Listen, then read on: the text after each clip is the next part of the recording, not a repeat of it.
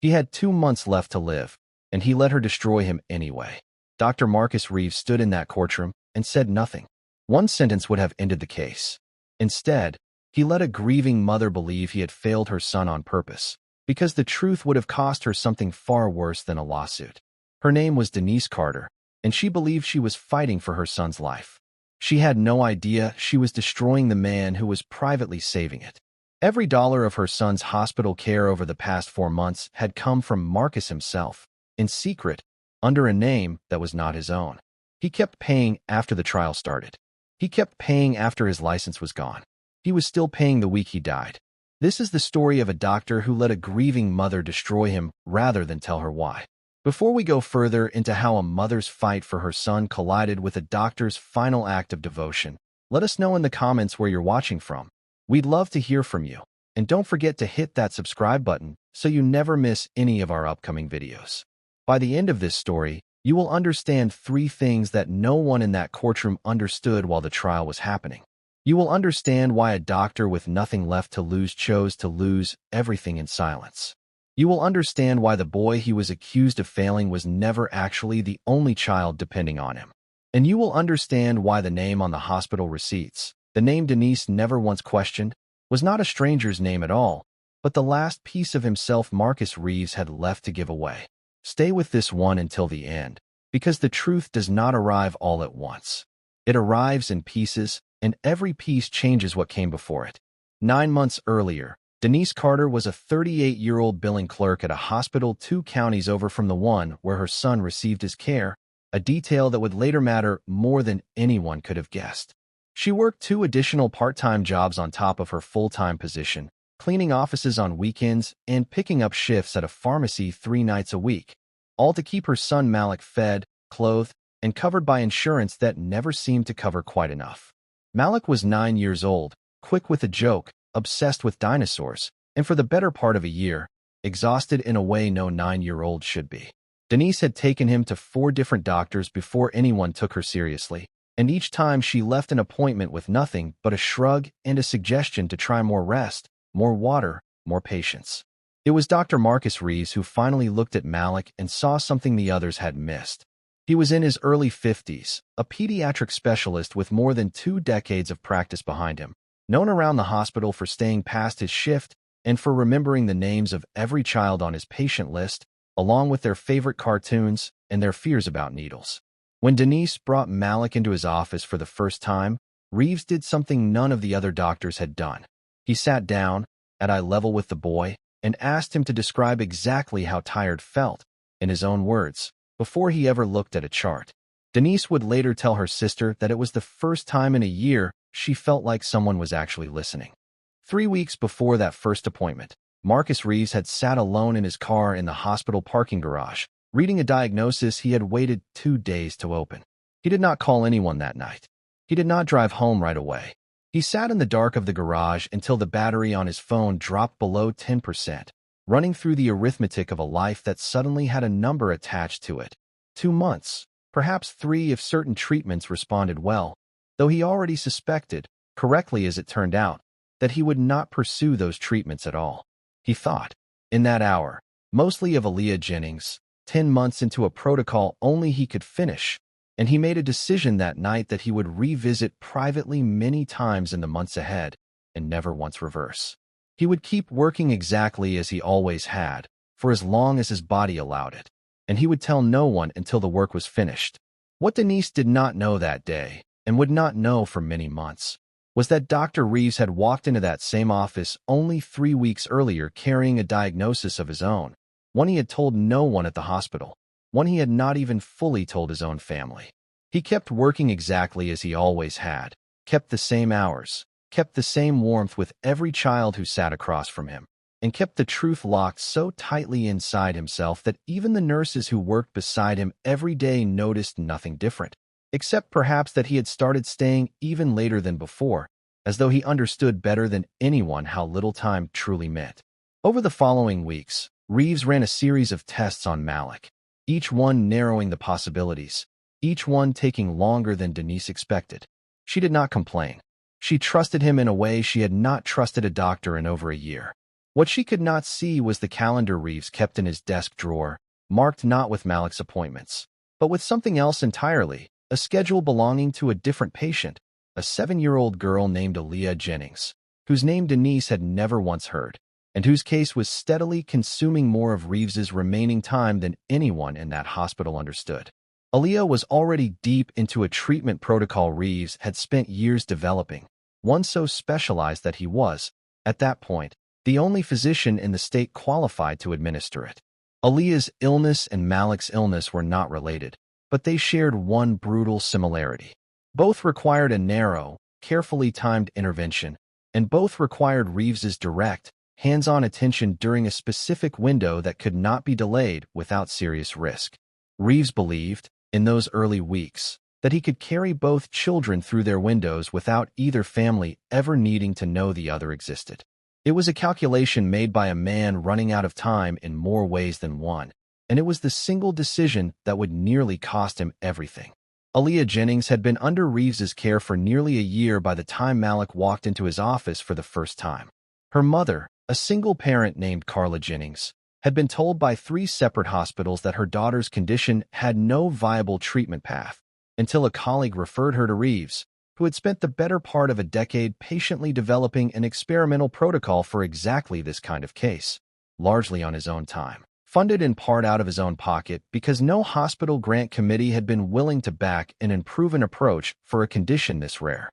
By the time Malik became his patient, Aaliyah was 8 months into an 18-month course of treatment, and Reeves was the only physician anywhere in the region trained to administer the next phase safely. Carla Jennings knew Reeves was tired. She noticed it the way people who see someone every week for months notice small changes, a little more gray at his temples, a little more time spent sitting after each appointment before he stood to walk to the next room. She asked him once, gently, if he was taking care of himself. Reeves told her he was fine, the same answer he gave everyone, and Carla, trusting him the way Denise would later trust him, did not press further. Neither woman had any reason to imagine that the same tired, careful man treating her daughter was slowly running out of time to treat anyone at all. 10 weeks after Malik's first appointment, his condition worsened sharply overnight. Denise rushed him to the emergency room, where doctors stabilized him but flagged his case as a possible failure of outpatient management. Reeves arrived within the hour, and by then Malik was already responding to treatment, but the timeline told a difficult story. 2 visits earlier, Reeves had held off ordering a scan that likely would have caught the escalation sooner, a scan that competed directly for laboratory time with a procedure Aaliyah needed that same week. He had made a choice in that moment, one he never explained to anyone, prioritizing the child whose treatment window could not be reopened if missed, and trusting that Malik's case would hold until the following week. It nearly did not hold. Denise did not know any of this. She only knew her son had nearly died in a hospital bed while under the direct care of the doctor she trusted most. That night in the emergency room stayed with Denise in a way few nights ever had. She remembered the fluorescent lights overhead, too bright, too steady, while everything else around her seemed to move too fast to track. She remembered a nurse asking her to step back so the team could work, and the particular helplessness of standing against a wall while strangers decided whether her son would live. When Reeves finally arrived, still in his coat, moving with none of his usual unhurried calm, Denise remembered feeling relief so total it nearly buckled her knees. She did not yet know that the same man rushing to her son's bedside had, 3 days earlier, made the decision that put him there. She only knew he came, and he stayed, long after his shift had technically ended, sitting beside Malik's bed until the boy's vitals steadied sometime after 2 in the morning. In the days that followed, as Malik recovered under observation, Reeves visited twice a day, far more than his other patients received, though Denise assumed at the time this was simply the kind of doctor he was. She did not know that Reeves was privately recalculating everything, running the numbers on how close he had come to losing Malik entirely, and beginning to understand that his plan to carry 2 children through 2 separate windows of crisis, alone, without help, without disclosure, had very nearly failed in the worst possible way. He did not change course. He could not, without endangering Aaliyah's treatment in the process. But something in him hardened after that night, a quiet resolve that whatever happened to his own name going forward, Both children would make it through, even if it meant he alone absorbed the cost of the mistake. What Denise never knew, and what would not surface until months later in Yvonne's investigation, was that the same week Malik was fighting for stability in the emergency room, Aaliyah Jennings had her own crisis, one that made Reeves's impossible choice something closer to a coin flip between two children in danger at the same time, rather than a clean decision between one emergency and one appointment. Aaliyah's body had begun rejecting an early stage of the protocol 2 days before Malik's collapse, a complication so time-sensitive that delaying her adjusted dosage by even 48 hours risked undoing 8 months of treatment entirely. Reeves spent that week moving between 2 hospital wings, adjusting Aaliyah's protocol by day and monitoring Malik's chart by night, sleeping in his office in short stretches, trusting instinct and incomplete information to guide decisions that either child's family would have demanded he make differently had they known the other existed. Carla Jennings remembered that week only as the week Dr. Reeves seemed the most exhausted she had ever seen him, arriving some mornings still in the same clothes from the day before, though he never once seemed less attentive to Aaliyah during their sessions together.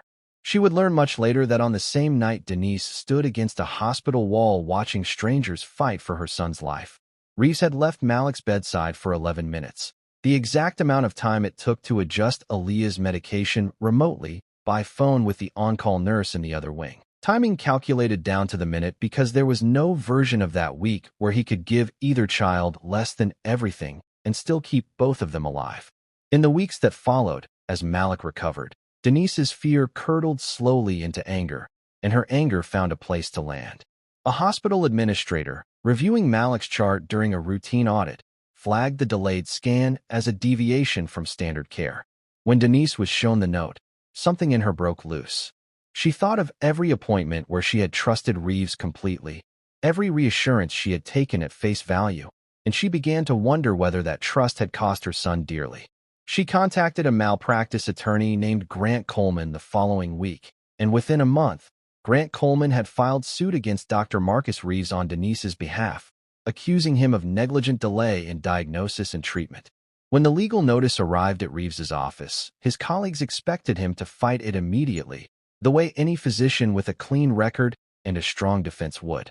Instead, Reeves read the complaint twice, signed the acknowledgement of service, and returned to his afternoon patients without a word of protest to anyone. His attorney, a hospital-appointed defense lawyer named Patricia Voss, urged him repeatedly to provide a full account of his clinical reasoning, insisting that the delayed scan had a legitimate medical justification that could end the case in a single hearing. Reeves refused every time. He told her only that some explanations cost more than they save, and that he would rather lose the case than give the reason behind it. What none of them understood yet, not Denise, not Grant Coleman, not even Patricia Voss, was that a full defense would have required Reeves to disclose Aaliyah's treatment protocol in open testimony, a protocol still active, still fragile, and still entirely dependent on hospital administration believing Reeves had months left to personally oversee it. The moment his diagnosis became public record, hospital leadership would remove him from every active case immediately, citing liability concerns, and Aaliyah's treatment, already delicate, would be interrupted mid-course with no guarantee another physician could safely take over in time. Reeves had run the numbers more than once. Losing the malpractice case quietly bought Aaliyah roughly 6 more weeks of continuous care under his direct supervision. Winning the case honestly bought her almost nothing, because an honest defense meant exposing the very secret that was keeping her treatment alive.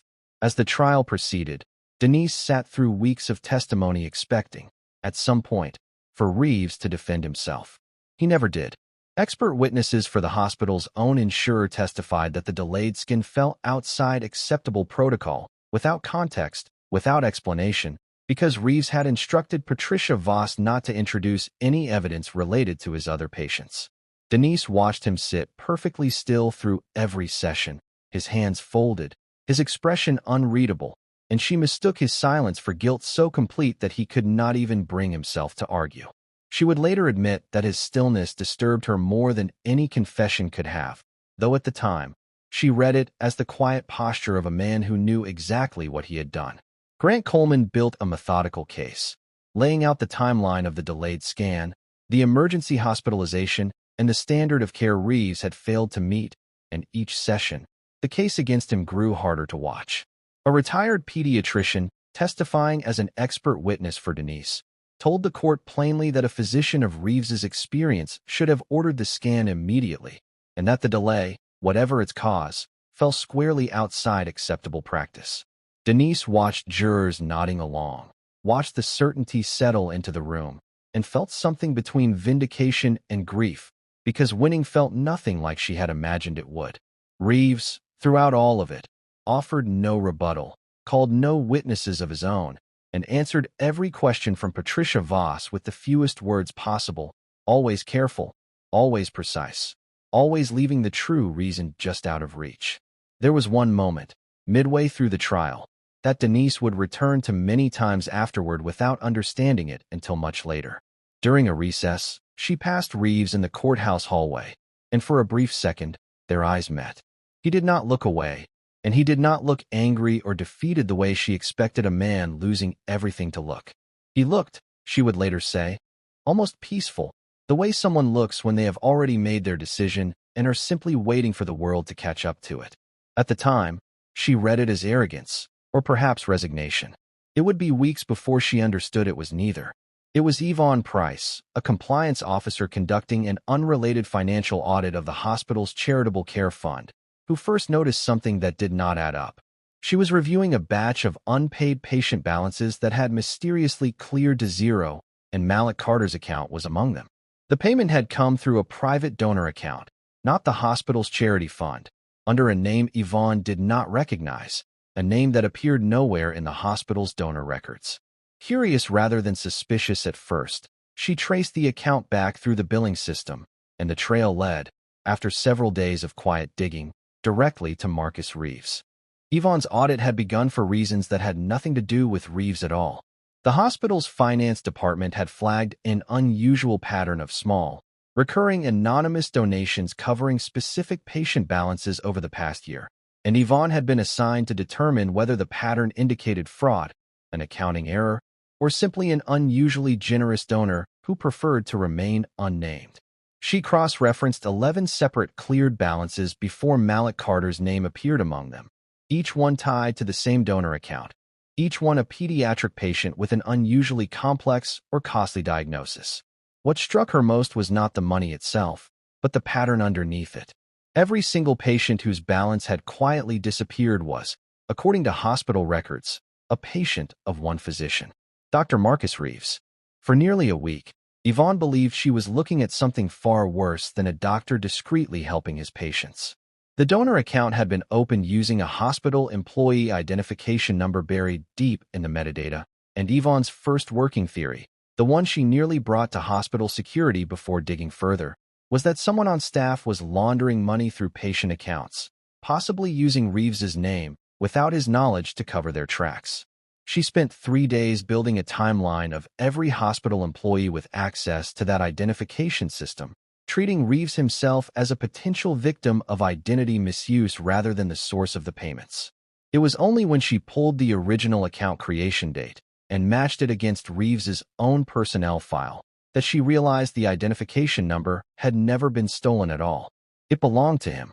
He had opened the account himself, quietly, more than a year earlier, and every transaction traced back to his own salary. Yvonne did not go to hospital leadership immediately. Instead, she requested a private meeting with Reeves himself, half expecting him to explain it away as an administrative error. He did not. He sat across from her in his office, the same office where he had once asked Malpractice to describe how tired felt in his own words. And for the first time since the lawsuit began, Marcus Reeves told someone the truth.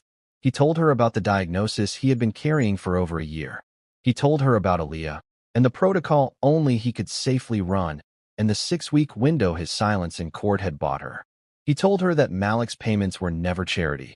They were guilt, a private penance for a delay he still believed, deep down, had been the wrong call to make, even if he would make it again given the same impossible choice. Yvonne asked him the question that had been sitting underneath the entire case from the beginning. Why not simply tell the hospital board privately, request a temporary reassignment for Aaliyah's case to a trusted colleague, and mount a full defense using the truth? Reeves explained that hospital leadership had already grown uneasy about the cost and controversy of his experimental protocol months before the lawsuit was ever filed. Uneasy enough that any disclosure of his condition would very likely end the program altogether rather than simply reassign it, since no other physician had completed the specialized training required to continue it safely. A quiet loss in court, absorbed entirely by him alone, was in his calculation the only path that kept Aaliyah's treatment running without risking a public review that could shut the whole program down before she was stable. Yvonne carried this information not to expose Reeves, but because she understood, faster than anyone else in the building, that continuing to let an innocent man's reputation burn down in silence was its own kind of negligence. She brought her findings first to hospital counsel, then, with Reeves's reluctant permission, to the courtroom itself, filing to testify as a compliance witness in the final week of trial. Before she ever took the stand, Yvonne sat in a closed-door meeting with 3 members of hospital leadership, including the chief medical officer, who had in fact grown aware of concerns about the experimental protocol's cost months earlier, exactly as Reeves had feared. The chief medical officer admitted, once pressed, that a formal review of the program had already been quietly scheduled for the following quarter, a review that would very likely have ended it, diagnosis or no diagnosis, simply on the basis of cost and risk exposure. Learning this confirmed the one thing Reeves had gambled his entire reputation on without proof. That disclosure at any point during the lawsuit would have handed leadership the exact justification they needed to shut the program down immediately, taking Aaliyah's remaining treatment window down with it. Denise, sitting in the gallery, watched a stranger take the stand and begin dismantling a case she had believed completely for months. She heard, for the first time, the words experimental protocol and terminal diagnosis and donor account spoken in the same breath as her son's name, and something inside her went completely still. Grant Coleman requested a recess before cross-examination, a request the judge granted, and it was during that recess that Denise walked out of the courtroom and found Marcus Reeves alone in the hallway, still sitting exactly the way he had sat through every session, hands folded, expression unreadable. She asked him only one question. She asked him why he let her do this to him. Reeves told her the truth plainly, without defense, without asking for sympathy. He told her that the moment he explained his reasoning honestly in open court, Aaliyah's treatment would end, and he could not put a stranger's daughter's life ahead of the one thing he still had the power to protect, even at the cost of his own name. Denise did not forgive him in that hallway, not fully, and she has said since that she does not want that part of the story softened into something it was not. She understood, sitting with the truth for the first time, why he had made the choice he made, and she believed him when he said he would make it again. But understanding a reason is not the same as feeling at peace with it, and some part of her, even years later, still carries the memory of standing against that emergency room wall, not knowing whether her son would survive a decision that had already been made without her, for reasons she would not learn until it was almost too late to matter. She has said that both things are true at once. She does not blame him, and she has never fully let go of that night either. Patricia Voss learned the truth the same afternoon Denise did, standing a few feet away in that same hallway, and her reaction was not relief, but something closer to quiet fury. For months, she had begged her client to give her anything, any explanation, any thread she could pull to build a real defense, and he had refused her every time, watching her lose case after case in front of a jury with both hands tied behind her back by his silence. She told him plainly, once they were alone, that he had let her fail him on purpose, and that she would have found a way to protect Aaliyah's treatment without sacrificing his name if he had simply trusted her enough to try. Reeves did not argue the point. He told her only that he could not risk being wrong about her, not with a child's life on the other side of that risk, and that the apology he owed her was the one debt he would not have time to fully repay. Patricia Voss stayed on his medical team as an advocate, unpaid, for the remainder of his life, though she has said she has still, to this day, not entirely forgiven him for the months he let her carry a defeat that was never really hers to carry. Denise returned to the courtroom that afternoon and asked Grant Coleman to formally withdraw the suit. The judge questioned her directly, ensuring she understood the implications of dropping a case this far into trial, and Denise answered that she had learned something in the last hour that made continuing the case feel like a second offense against a man who had already given her everything he had. Reeves did not celebrate the outcome.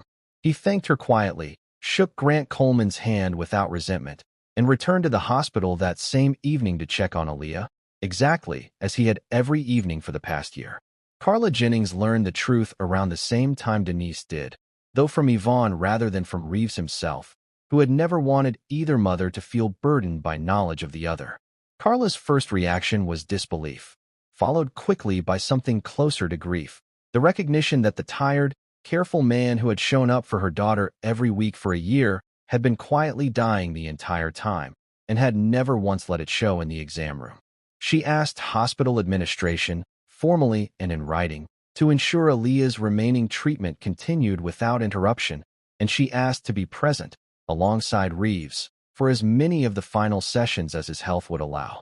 In the weeks that followed, Denise learned one final detail that reframed everything she thought she understood about the man who had almost lost everything protecting her son.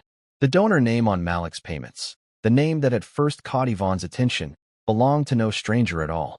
It was Marcus Reeves's mother's maiden name, a woman who had raised him alone after his father left, working 2 jobs not unlike Denise's own, to put him through medical school.